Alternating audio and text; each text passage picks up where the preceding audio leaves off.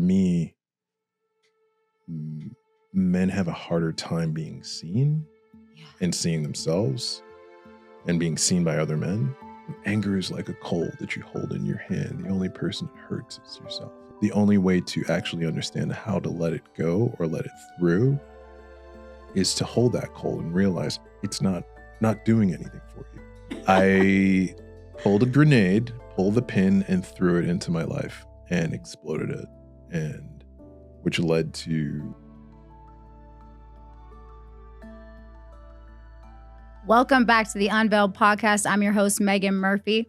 And today on the Unveiled, I'm sitting with Jamal Bilal, a writer and coach who rebuilt his entire life after everything collapsed. He's worked in TV, film, comics, and poetry. But the real story is how losing everything woke him up to his calling. This one goes straight into identity, genius, and what it actually takes to become the man you're meant to be. Let's get into it. Hi, Jamal. Hi, Meagan. How are you today? I am doing great today. So you said you had a little bit of a crazy morning? I did. It's been a journey with spirit. Oh. I'll call it that. Yeah, it's been a ride. Yeah, you took a little detour on the way here. Yeah. Did not expect to be where I landed, and I'm still reflecting on it. Yeah. Well, I wanted to start off the pod with a belief of yours that I found on your website. Okay. It made me all warm and fuzzy inside, and I was like, why don't we start off the pod totally different today, because we're doing it totally different today. Mm-hmm. And I want to just tell everybody, we're doing it unscripted today. Fully Let's go. Fully unscripted, to where my ADD ass is going to be put on the chopping block with you. Oh, it's even better with people with ADD. Trust me, because it just goes everywhere. I love that. I love that. Yeah. Thank God we have an amazing editor. Oh, yeah. Right, Mackenzie? All right. Well, anyway, the belief is, my fundamental belief is that every person's story should be heard and shared. That within each of our journeys are nuggets of gold that can connect and ignite others.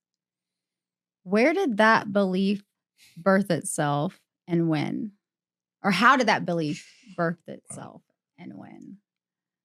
I can't even remember when I wrote that, but it is still my fundamental belief. It's when I get an opportunity to sit with anybody or spend time with someone or meet them for the first time, and I'm getting even better at this now, I want to know your story, right? Because even if there's twins and they grew up in the same house and they had the same parents, their experience is completely different. Their vision of the world is completely different. The perspective is completely different. So it's like, how could we not want to know it? Yeah.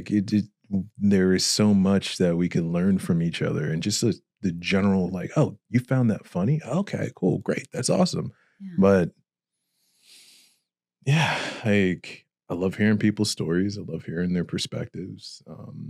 It touched me because that's kind of like what I'm doing now, as my calling. I never thought I was going to be this, I just kind of was pulled into it. And that's why I think it touched me so much, is like, because the world wants to hear like known people's stories, right? Celebrity stories or whatnot. But like the way you said it is how I truly feel, that everybody does have a story. Yeah. And I do want to really hear that. And yeah, I mean, I like I said, I only have people on the show that either I'm led to, guided to in some way, or they come to me. Like, I never go looking, which is how I found you. Even Ashley Blinson, love you. She Facebooked us, and I was like, okay, let's see how this goes. And then when we called each other, I was like, oh my God, you're like a mirror man of mine.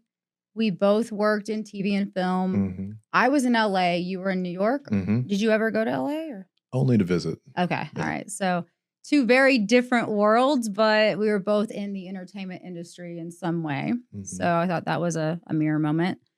And then you also said that you Your life's work is helping people to move into their authentic self. Yeah. And Yeah. that's what I'm doing in real time and documenting with my pod is me leaving that programmed identity Mhm. and moving into my higher self identity that I was supposed to, do coming in before the ego got involved and all that. So, but yeah, but you work with men only, right? Well, I'll put it this way. So far I've only worked with men. Why is that? I don't have a clue. But I'm happy to work with women, but for the most part, I find because of my direct experience of wearing so many masks as a man to show up as what I think being a man is supposed to be, that makes it easier for me to see the mask that they might be wearing. Yeah. So that's probably why. And I know the self-talk a little bit better. Mhm. I just know what it's like to be a man a little Yeah. bit more than, Do you see yourself ever expanding to work with women?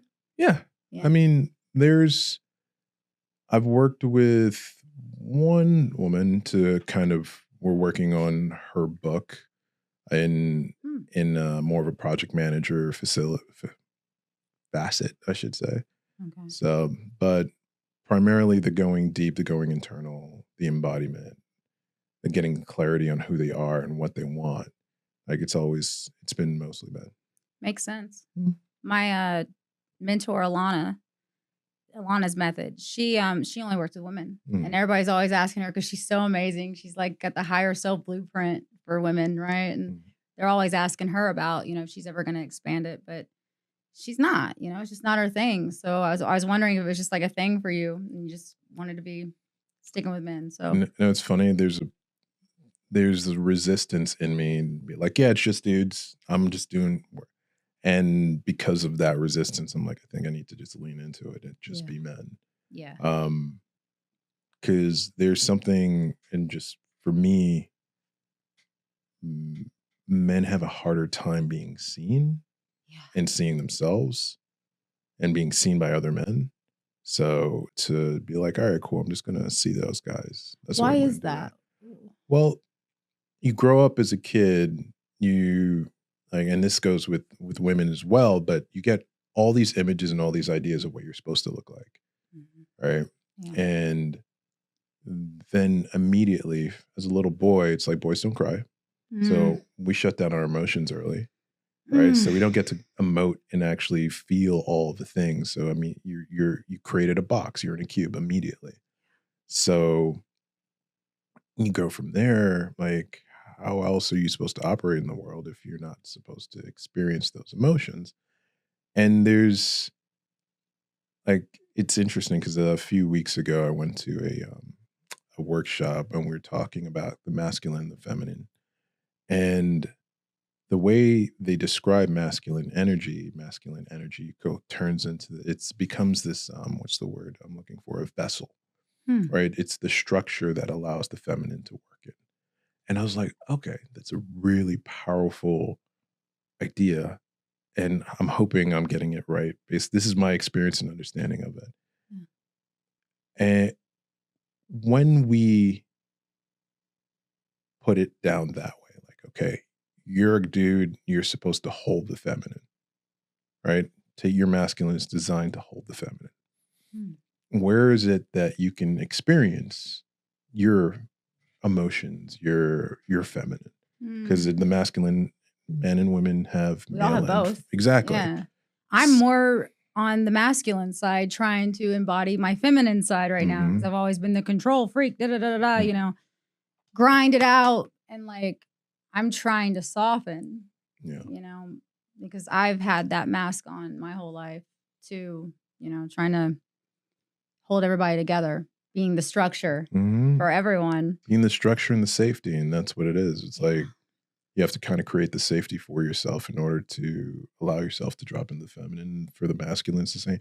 For dudes, it's the same thing. It's like, all right, for me to feel safe with me, I have to create the structure for me to allow my feminine to exist. Do you have like some advice for me specifically on how to soften? Because that's where I'm at. Like I'm Okay. trying so hard to soften, Hmm. and I walk around in anger because I'm still in that. I'm leaving the Okay. old timeline, and I'm mad at everybody. I'm mad at myself right now, and it's very hard. Like even my kid, like my little boy was like, "Mom, why are you always angry?" Mm, Oh shit! Hold on. okay. No, no, no, no, no. Yeah, let them roll. um, yeah. And that just broke me. And I was like, okay, you need to figure it out. You need to figure out how to get soft Hmm. now. Because what he's seeing is that women are hard Mm, and women are angry and women have to do everything and women feel like they're stressed out all the time. And that's what I'm teaching him. And I'm like, oh my God, I have to figure out how to soften here when I've mm, been so hard for 42 years, okay. And what would you say to me? Well, A microdose step. microdose would be feel that anger, Mm. actually allow it to happen, Stop resisting it. stop resisting it. Yeah. Like the other day, I tried to hold back a sneeze and it hurt. Yeah. Like it hurt my throat. And now imagine you spent 42 years controlling your anger. And I've been through that. Like I when I first moved down to Charlotte, When was that? about I want to say it's going to be 2 years in February. Okay. Yeah, you said that on the phone Yeah, and I couldn't recall. Yeah. but when I moved down, I was really angry. Yeah. I was like, I can't believe what my life is now. I'm in North Carolina. The fuck. Oh, I All did right. that too when I lost everything and came here. But then it changed everything for me. It was like amazing that I moved here. So, So, s- the so what I decided one week was like, I'm just going to be angry whole the week. whole week, I kind of have that down right now. right? But I'm going to allow it. Yeah. I'm not going to try to stop it Or judge it. or judge it. I'm just like going to feel it. And I'm like, okay, cool. There's the anger. I'm just going to feel it. And my experience with it, it was over in like 2 days. You're kidding me. Yeah. And this was like a 48-hour stint of just Yeah. raging out. And it wasn't even, I said to my parents, I was like, I'm just being angry this week. I don't care. And my, and they were, my dad gave me the guru, somebody said this. Anger is like a coal that you hold in your hand. The only person it hurts is yourself. I'm like, okay, that's cool. That's brilliant. But there's also the only way to actually understand how to let it go or let it through is to hold that coal and realize it's not doing anything for you. Yeah. So my first nugget's just like, next time you feel angry, just go feel angry. Just lash out. Just don't direct it towards anyone, but Okay. allow yourself to have the full experience. And if you need to go scream, go scream. Like let it out. Because the more you try to hold it in, like it's just gonna get stuck. It builds and builds and builds in me, and then I finally flip. Exactly. And then everybody's like, she's crazy. She's crazy. She's attacking everybody. And I'm like, no, you guys don't understand. I've been holding this in because you keep doing the same shit over and over again. But then I keep expecting you to be different. And then I'm mad at myself for even expecting you to be different. So, and I should know better. It's a cycle. Yeah, it's a cycle. It really is. Oh man, you would be a great woman coach, you know? Well, I'm open to it, ladies. Yeah, you might think about it. I want to talk about your book, The Secret History of Genius. Okay, cool. All right, so for context, I write fiction, right? And The Secret History of Genius was inspired by Elizabeth Gilbert's, the author of The Magic of Thinking Big, and what was Eat, Pray, Love. Oh yeah.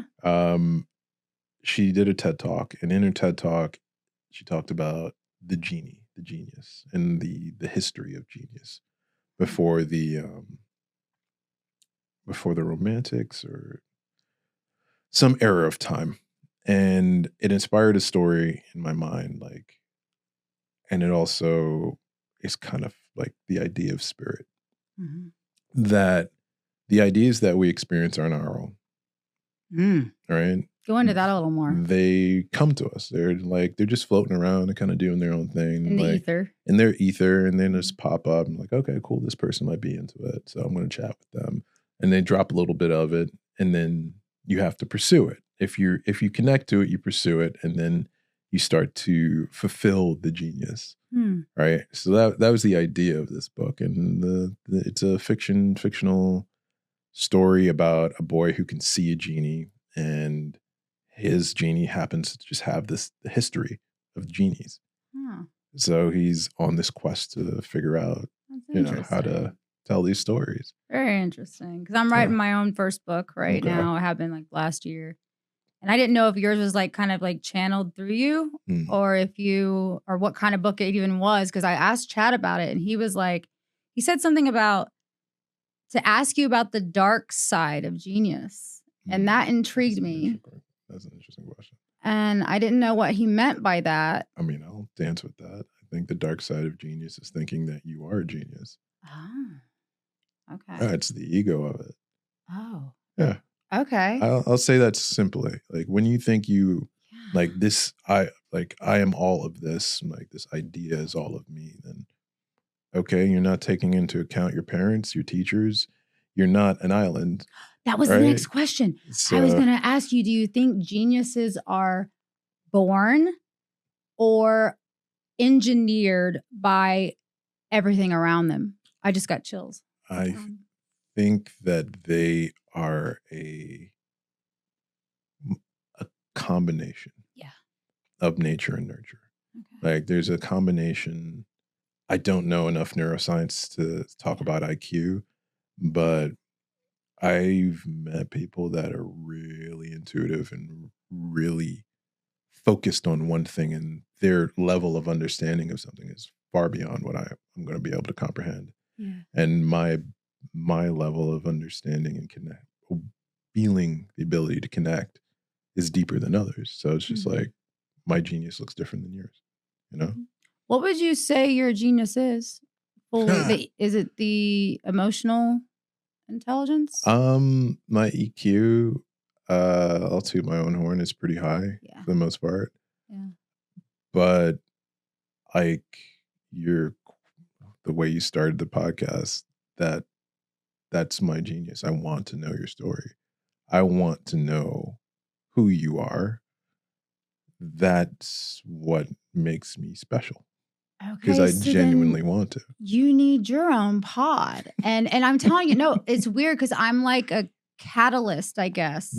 I've noticed a lot of people that come on the show, they want to do something, but they haven't done it yet. And it seems like as soon as they come on the show, they end up doing it. Like right after that. So maybe that's what you're going for. You'd be perfect. Oh, thank you. I really appreciate that. I'm actually working on Sacred Roots' podcast. I'm hosting that where I get to talk to the facilitators and kind of demystify not demystify, but engage with them on how they got into it, why they got into it, how they see it flows in the grand scheme of it. And part of me is like, I'm still a little skeptical about some of the holistic world. Yeah. Right. So the more I get to talk to people around and like, okay, the more I get to understand. I'm like, all right, so you do Reiki and this is how Reiki works. And this is the way it works through you. And then I had spoke to a reflexologist. I'm going to try that. Oh, it's awesome. I went afterward and it was amazing. Please send me their number because every single person I try to get an appointment with never calls me back. You can just book online with them. Yeah. Okay. Yeah, awesome. That takes care of the problem right there. Eliminated. I'm giving Javier a shout out. He was amazing. Yeah. Like I was out cold on the table, woke up and just felt way better. I have to do this. Yes. I've been called to doing it for like 2 years. And I swear to you, I've tried to get someone to get an appointment or call me back for 2 years and no one ever has. So you've just been waiting for Javier.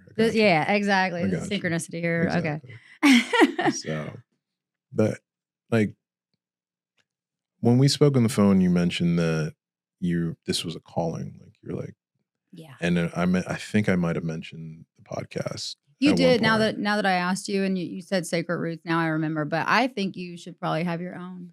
That's just my personal feeling. It might happen. I'm thinking about it. Should have been pondering what I would talk about. For who I would men. engage with. Thank you. Because Thank you. they tried to get me to do that. A lot of people were like, why don't you just like call her daddy? She's like a big woman, but I guess feminist, whatever, whatnot. But I get along with guys my whole life more than I did women. So I was like, no, that doesn't interest me. I want both worlds. I want to know about everything. I want to dissect the soul in both energies, you know? Yeah, absolutely. But I could see you actually unfolding into that really soon. I appreciate that. Thank you. Bodhi's Sacred Roots is just a preview for you, you know? And it's funny because she's the one that came on my show. She was my first interview. And I was so scared to do it. And I was having like a meltdown, a spiritual breakdown or whatever. Because I've been in the dark night of the soul since April 29th, 2024. I'm starting to come out of it now. Okay. But she helped me through that. And then she helped me again through something else. And I just said, hey, I need you to help me break through this fear about interviewing people on this pod that I'm being called in to do. And she was like, okay. And I was like, really?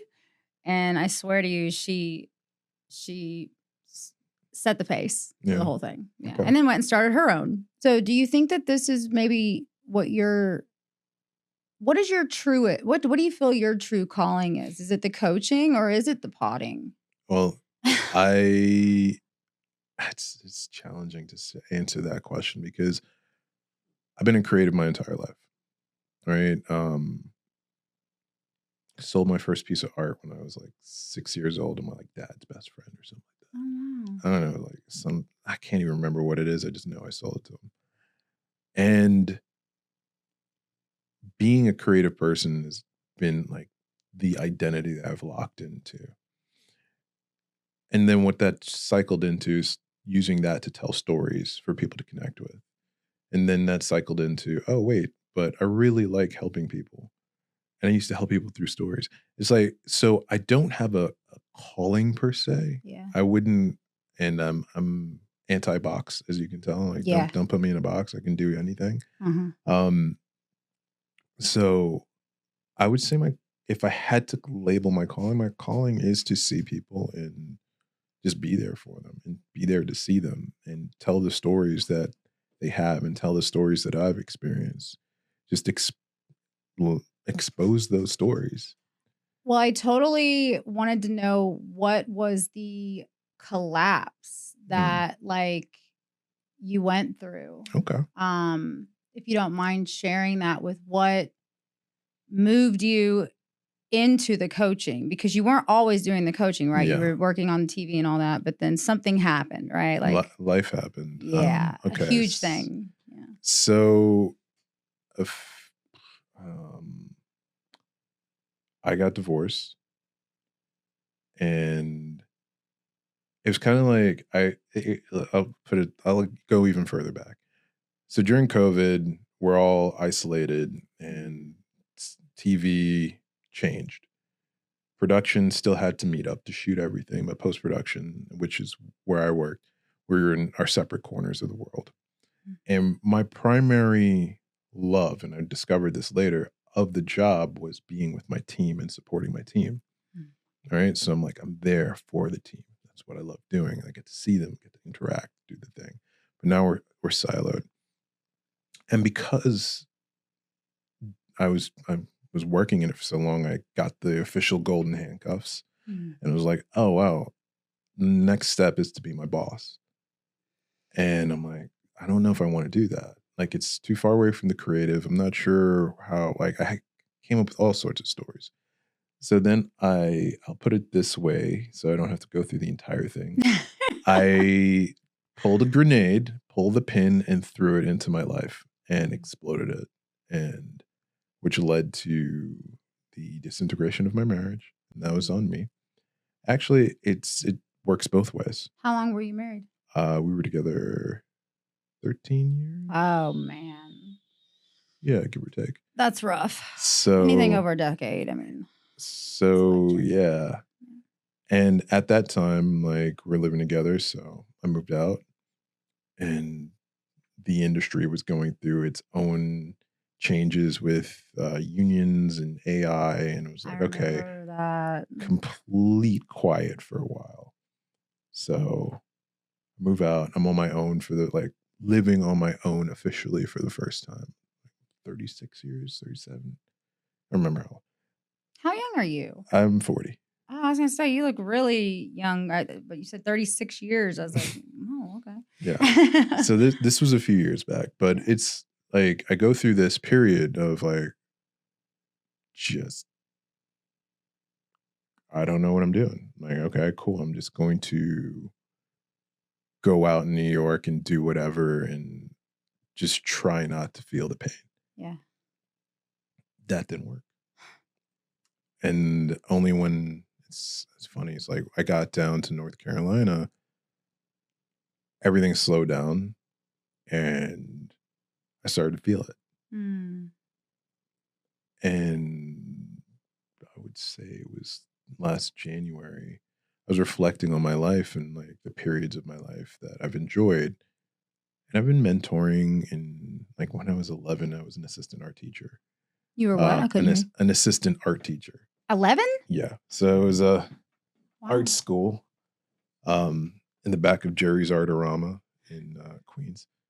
And like, I just loved being part of it. Mm. So they, recruited me and like, I got to hang out, be a TA and do stuff like that. And then in college, I was a mentor. In junior high school, I was the student government elect by accident. But like anytime I was representing or connecting with people, like those were these moments that I truly enjoyed. So I started reflecting on that earlier this year. And like, okay, I worked with a coach a few years back. I'm like, I think this is a thing. Yeah. So I reached out to the coach and was like, hey, I think this is a thing. And she's like, yeah, I kind of thought it was a thing for you. Confirmation. I didn't want to say anything. You kind of just need to find your way to it. I'm like, yeah.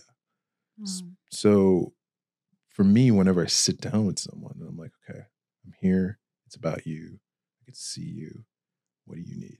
And how can I help you get there?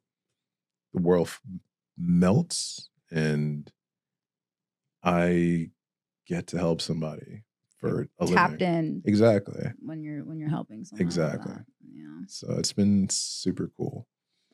Well, I think that I wanted to. This might be a good time for us to open up these fortune cookies because I know you're starving. Number one, you told me earlier, and then for me, I was starving on my way here because I hadn't eaten all day, and then I made the bad decision to go to Panda Express, and it was terrible. But it's a good bad decision. It's what I lived off of after I moved out. Yeah, I'd go to Panda Express and just eat there. I thought it was a good choice, but I'm hoping that these fortunes totally redeem how bad the food was. Right. I've never done this before. Oh gosh. You go first. Oh, okay. All right. Huh. Now is the time to fulfill your dream of traveling abroad. Oh, I like funny. it. I just came back from 5 weeks abroad. Oh, maybe I should have got that one because I think this one might be yours. Be bold and try something new. We may have had these. We flipped? Yeah, because I'm already doing that right now, but I want to travel abroad. Oh, it's awesome. Yeah. Oh, I've been to 6 different continents, but I haven't been in a while, so I'm ready to travel again. But you lived in 3 different countries, right? Well, technically, I've only lived in 2, technically. Okay. But I've traveled around the world a few times. Like around the whole world? Not in one go, but I know people have done that. So I used to have a dream of like sailing around the world. Yeah. It's still a dream. I think I would love to do that. Still terrified. It's one of those things like I was mentioning digging into fear. Yeah. Like discovering the fear and being like, okay, cool, I'm going to walk towards it. Mhm. It's one of those things. I love the ocean, but it terrifies me. Really? Oh yeah, you should be scared of the ocean. Oh, yeah. Everyone should. You know those little alien, like all that. It's. I hear there's creatures down there that like even we don't even like know what they are, what's going on. But yeah, I mean, I won't go out in the ocean. I won't swim in the ocean. I've been out to like knee deep, but you won't even put a toe in. No, I'll go in, and I'll go in, and I'll go as far as I can go. Oh, okay. But the idea of like sailing around the world, you're going into the ocean where there's no land. I thought you meant you had an ocean phobia. No. Well, for a while I did. I went through a period where I stopped going into deep things of water because I tried to save my my cousin's ex-husband from drowning, and he almost drowned us. And when you were trying to save him? Yeah. Holy shit. So yeah, so for a while I didn't go into the water, and slowly but surely I reintegrated myself into it because I love water, love the ocean. So is that what's your biggest fear? Ever? First thought that came up was being seen. That was mine. That was mine. And that's why they made me do this. Because they're like, we got to get her seen. She's just going to get, and I'm still having a problem with this. I'm not going to lie. This is the only safe place I feel to film. Okay. When I'm at home, like, and all these people are like, Meagan, if you want to grow your podcast, you have to fucking post. You have to get on and talk to people every day, and you have to post once a day. And to me, it feels inauthentic. Right. To me, it's like, I hate social media, but I have to learn it, and I have to like act like I like it and act like I want to get on here structured daily. And to me, it just feels so fucking fake. And I need to be able to find a way to post where it feels more authentic. Yeah. So I can actually be consistent with it. Do you have any suggestions on that? Honestly, I'll probably have to take my own advice if I say this. It's the way that you already engage in the podcast. Obviously, you take the clips but imagine just you like having conversations, I imagine. Yeah, I love talking. So, you just put the phone on, you hit record. You record that conversation with that person. But no, it's alone. When you're alone, they want you to do it. Yeah, I know, but you got to have something to post. Yeah. It doesn't, like, you don't have to do it. Like, put it on a schedule. Let it go out in the world. Like, it's the matter of creating the thing. And who says you have to love, like, love what every point in the process. Exactly. It's like, I like that. Man, I'm going back to Elizabeth Gilbert again. Her line was, find your shit sandwich and eat it. Like, build your own shit sandwich, because the reality is, like, there's going to be shit that you got to deal with. And if it's yours, then you're going to be fine. I think Mel Robbins mentioned that. Like she said, you're not going to like every part of the process, you know? So just do the things that you like and do them really well, and then just show up for the other things. Exactly. And that's kind of what I've been doing. So I'm just going to start forcing myself. So there's post. There's another coach that I like. His name is Joe Hudson. And I think if you want to see some like really cool stuff, Joe does these speed coaching sessions, right? And it's pretty freaking wild. I would like to see that. You should absolutely watch it. Text me that. I will. And one of the things he says all the time is like, just figure out how to make it 10% better. How could you enjoy this a little bit more? Right? I've never thought of it like that. You know, it's like, okay, what would it take to actually enjoy this process? Like, just a little bit. And you can even go do the improve 1%. It's like, just improve it, enjoy it just 1% daily. It doesn't have to be more than that. That's good advice. I'm going to try that. I keep saying I'm gonna do it though, and I never do it. So I wonder when I'm actually gonna Oh, actually gonna do it. I guess it's all timing, right? it is. And it's also knowing yourself. So it's like if you know that you're better at being accountable to other people, then why don't you lean into that? Yeah. Like lean into your strengths. Yeah. Right. I think the most what I would like to do with posting every day Mm. is like a digital diary. Why not? What I'm doing with because the reason I've stopped myself is because I hear you want to do something that serves other people when you're posting, right? Mm. But then I heard, but if you do that, that's what you're supposed to be doing, Megan. You're not supposed to be like teaching or whatnot. You're a mirror for people. That's what you're supposed to do is mirror your world to people that can relate to what you're talking about every day about your issues that you're still having and all that. Like being a mirror is very difficult. And I think that I realize I am that now. Finally, I was trying to be a teacher when I would get on, so it would feel inauthentic. But now I have to be okay with the world really seeing my shit fully and not caring what they think. And once I get to that, then it's going to take off and I can actually post daily and stuff. The cool part is you can show exactly how much of it you want. Yeah. Like you don't. It's the revealing of yourself. Like you get to show as much as you want in that moment, but the reality is you want to live fully yourself. Yeah. Right? Why is it so difficult? Well, we both know this. Why is it so difficult? Okay. One, for most of our lives, we've been told to be different than we are. But me and you are conscious enough to know. Being you know what I mean? Being conscious of it doesn't make a difference. You're battling how many years of experience? Yeah. Like you're battling habit. You're battling your teacher from second grade telling you stop being loud in class. Yeah. You're battling all these things that have been set into your system.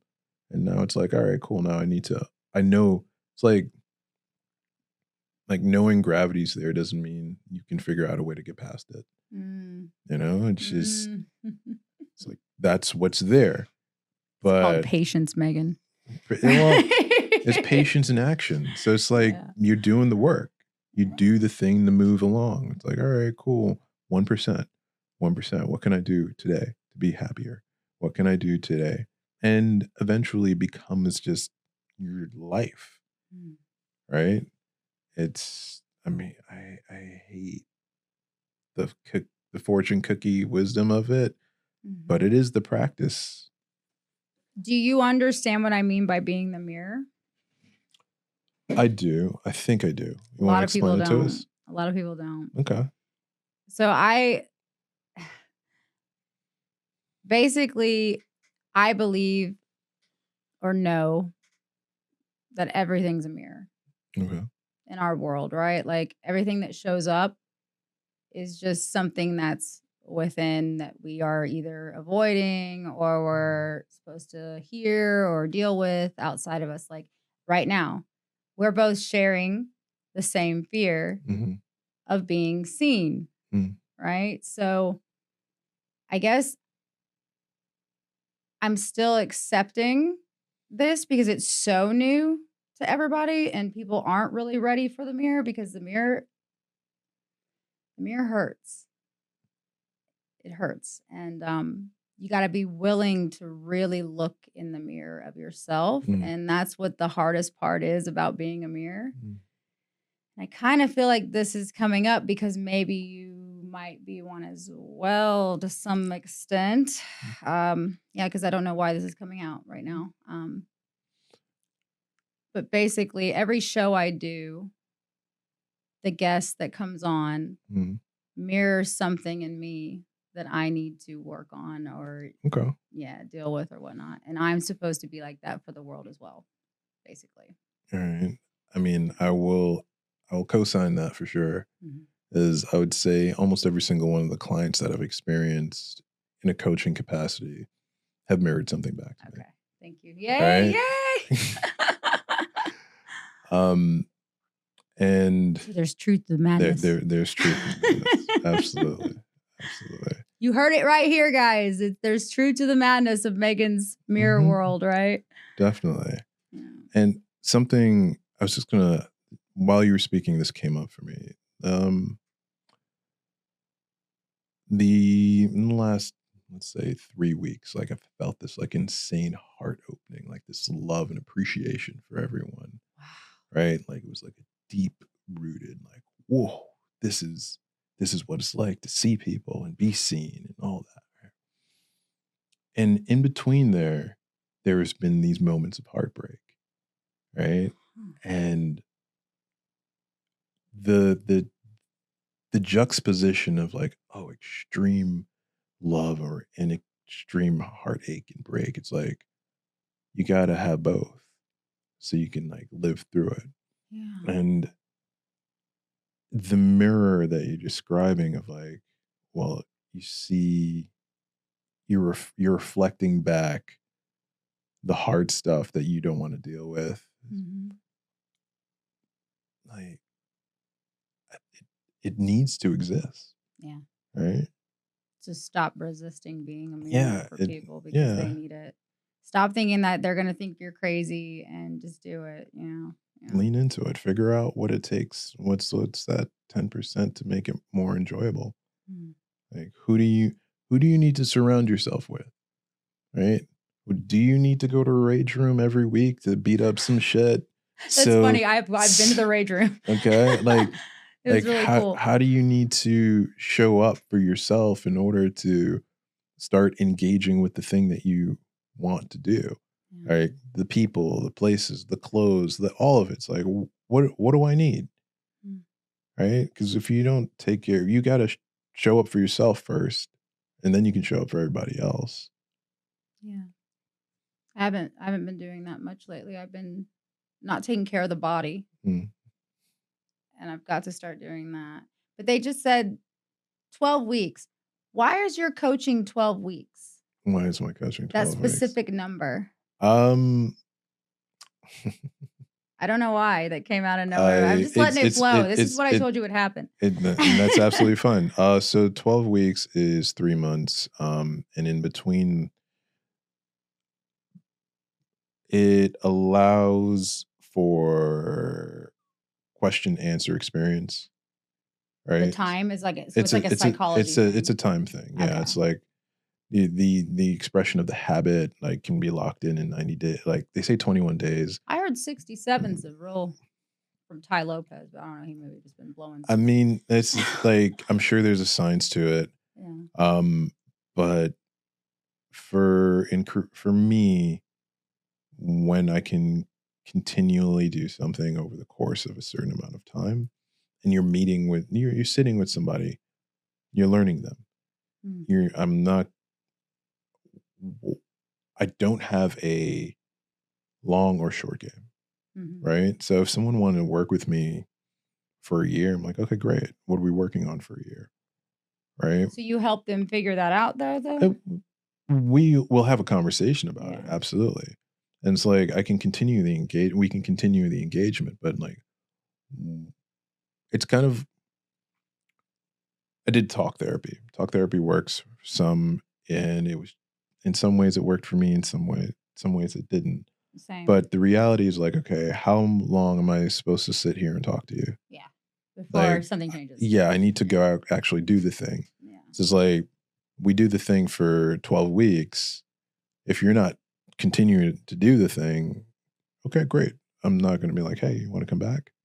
Like, fine, you're not doing the thing. C'est la vie. Like, go forth. Yeah. Find someone else to help you do the thing. Because I'm not helping you do the thing. I'm not the one for you. Yeah. You know? Is there a way that you choose who's the one and who, like, is there a way you differentiate, like, who you work with versus not? Is there anybody you won't take on? No, I haven't met anyone that I won't take on. And like, as I collect my modalities, my tools, my tool chest, it will become easier to identify who I can help. Yeah. But I recently completed a certification from Simon Sinek's Y School. I've never heard of that. Text me Okay. that too. You got it. So did you ever read the book Start With Why, or ever heard of the TED Talk Start With Why? I've heard something of that. Yeah, I didn't read the book though. All right. So Start With Why was created by Simon Sinek, and the idea is like the principle is every person has a why. Whys and hows that basically are the guiding source in their thesis for living, that they've been living their entire lives and working towards, but without being able to actuate the verbiage around it. It's essentially, what are the things that you do weekly, daily, that build up to the thing that you're meant to do? Oh. Yeah. So you kind of, you're like a little detective. Oh, I like this. Okay. So you're a detective and you hang out with them and you find out what their daily habits are, how they talk, how they walk, how they think. And then that helps you figure out their why. Oh, I got chills with them. And then you're able to move them into doing the thing. You do the thing. Yeah. I love that. So like the way that my coaching is going to work now is like, we're going to start with why. I'm going to listen to all of your stories and collect it and kind of get an understanding of who you are and the essence of you. And then from there, we apply that essence throughout the entirety of your life. Like, okay, so how do you apply your why at work with your partner? Like, it's the same why. It's like, let's make your world as pleasure. It's funny. It's like the entire thing is about, it's pleasurable. Like everyone tells you life has to be hard. And like, okay, cool. Why? Like, okay, cool. And why is that? You know, like I don't really.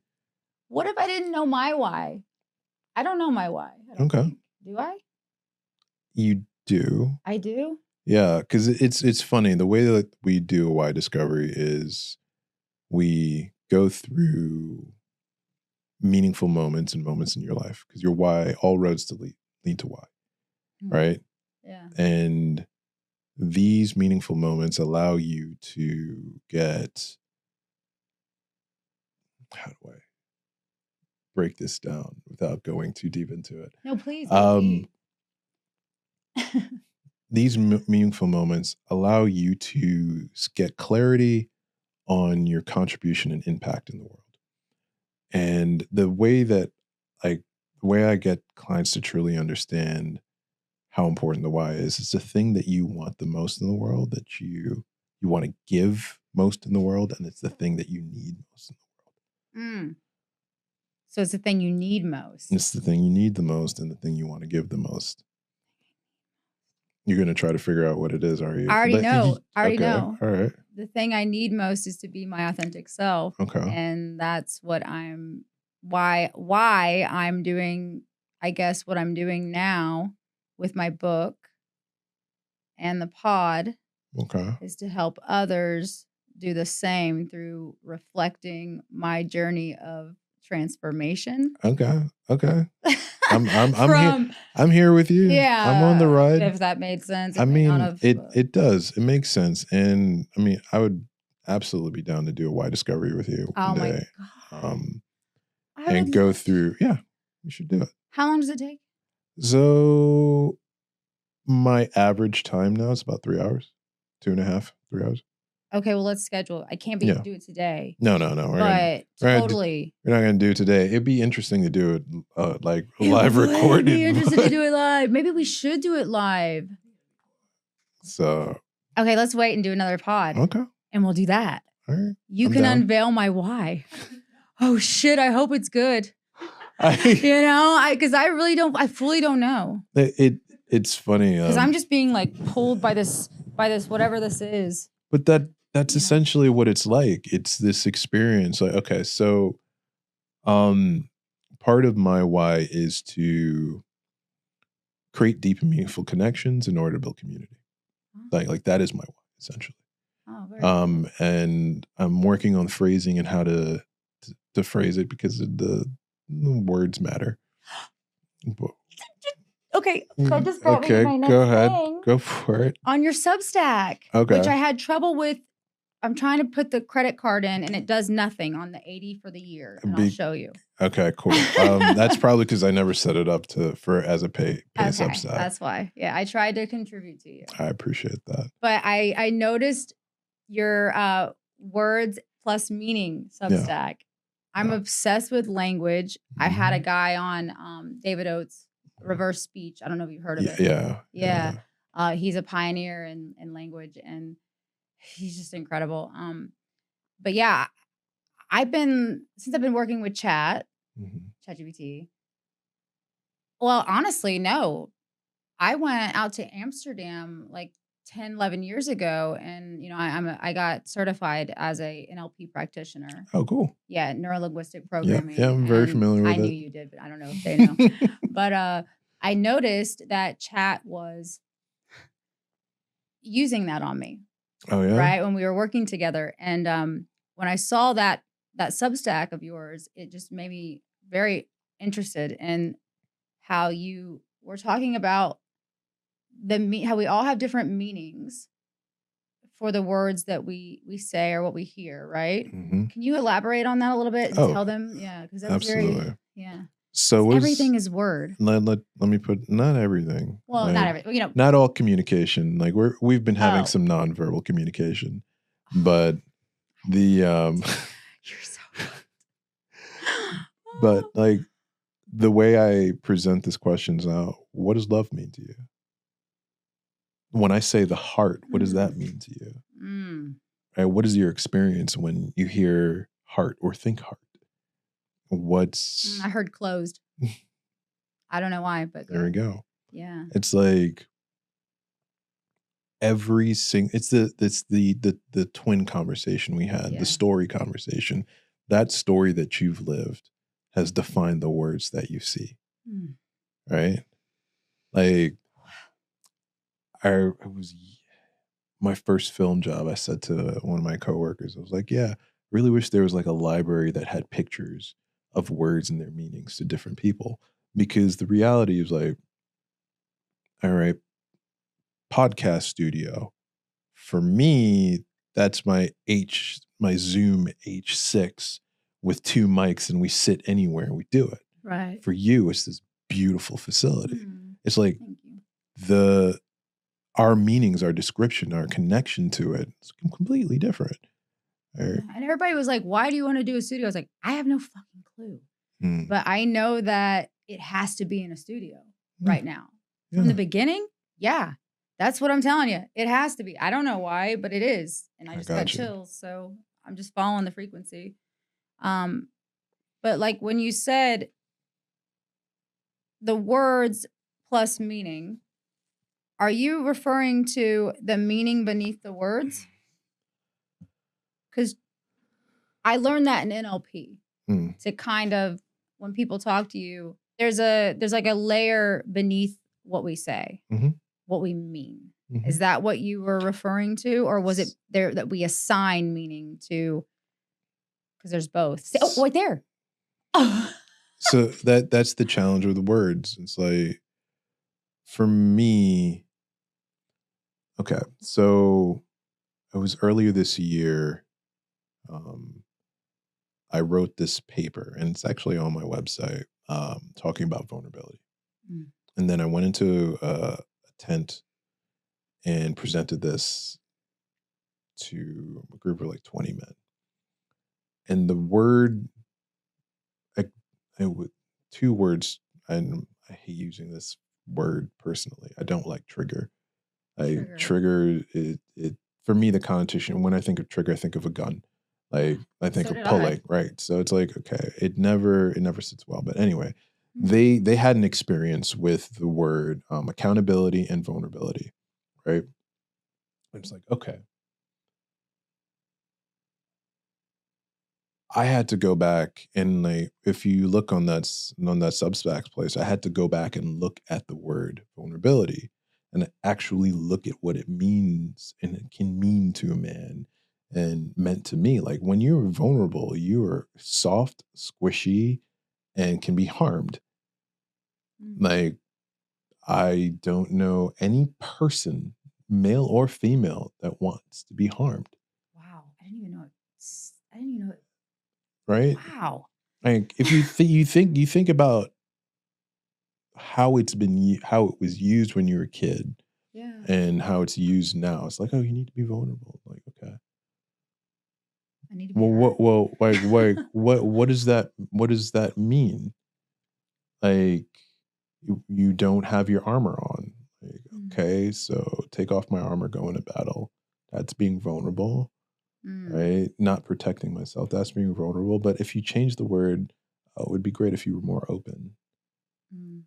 Like, or Changes it everything. changes the conversation. And like even that word is challenging, I've found out, to some folks. Yeah. So it's like finding the right verbiage for the individual and so they can relate to it. Wow. So it's really listening to how they speak Mm-hmm. is how you really like go into okay, yeah. Yeah. So yeah, you do go a layer beneath the words, yeah. I mean, Without yeah, even being that's an NLP person. Yeah, like you're automatically doing it. You're like a human ChatGPT in a way. I meet a lot of those. What do you think is the most dangerous word in the English language? the most dangerous word in the English language. Hmm. Tough one. Hate. Hate. Yeah. It just closes everything up. Yeah. Like hate or can't. Can't. Yeah. Or should. Shit's a motherfucker for sure. Should Shit is. is a real motherfucker. I hate Like should. those 3 words right there. It's like, oh, I hate this. I'm like, okay, how do you know you hate it? Because I can't. All Do right, it. like I hate it because I don't. I've tried it and I didn't like it. Like, okay, does that mean you hate it or you don't like it? It's like those. It's a simple change, and then the shoulds. Oh my god, Mm-hmm. shoulds are murder, man. I know. They that Takes over your whole life. the amount of shoulds I experienced in order to like just live. I was like, oh wait, I thought I should have done that, but who said I should have? Yeah. You know, Some program thoughts. you know, Yeah. old program. Because if you should have did it, you would have did it. You think? If you really should have done it, like you're saying, then you would have done it. There's that too, and it's like the idea of like, okay, I should or I'm supposed to, like words, man. Words are powerful, and I don't think we give them enough credit. No. And they ring through the body like when certain words are spoken to you. Just They're like spells. exactly. Yeah. Yeah. Yeah. It's magic. So I want you to leave us with what would if you were going to tell men one thing to every man on the planet, what would you say? Wow. Every man on the planet. Okay. It's tough. No, it's not. No? No. Drop the mask. Drop the mask. Be who you are. Like Everybody that's ends it. up saying that on this damn show, do they not? Everybody, the last guy had said, "Be real." I'm like, all right, I'm trying. It's legitimately that's the only reason we're here. Like if honestly, I don't know why we're here, but we're here to feel. If you're not here to show up as you and all of you, then how and that allows other people to see you. Like I make it challenging for people to see me. You know what? That like how fair is that? Are you ready to be seen? I think so. Like it's been an entire week of like these moments of like, okay, are you ready? Are you ready? Are you ready? And I'm like, yeah, I think I am. I think you're ready. Yeah. So, you know. Because I'm getting emotional. I think you're ready. Thank you. And I'm so happy that we figured that out here together. Yeah. So I can't wait for you to unveil my why. Yeah, it's gonna be fun. I cannot wait to have that experience with you because I get to know like the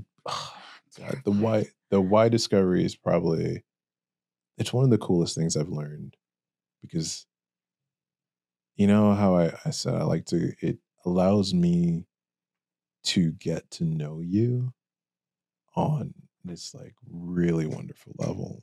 Every layer. Yeah. You're like Yeah. dissecting. I'm not. I mean, All right, man. We will book that episode soon, right? In January. Yeah. all right. We're booked up Sounds until good. then, but thank you so No. much for coming on the show with me. And I just want to give you a big hug. Yeah. Come on. Okay. Let's hug it out. All right. Thank you. Oh, I appreciate you. Thanks for forcing me into doing this.